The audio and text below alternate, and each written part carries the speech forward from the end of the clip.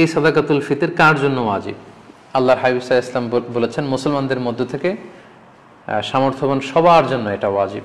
সহিহ বুখারীতে এসেছে, আব্দুল্লাহ ইবনে ওমর রাদিয়াল্লাহু তাআলা আনহু বর্ণনা করেন যে আল্লাহ রাসূল সাল্লাল্লাহু আলাইহি ওয়াসাল্লাম সাদাকাতুল ফিতরকে ওয়াজিব করেছেন আলাল আবদি ওয়াল হুররি ওয়াল যাকারি ওয়াল উনসা ওয়াস সগীরি ওয়াল কাবীরি মিনাল মুসলিমিন, অর্থাৎ মুসলমানদের মধ্যে থেকে স্বাধীন কিংবা আজাদ করা দাস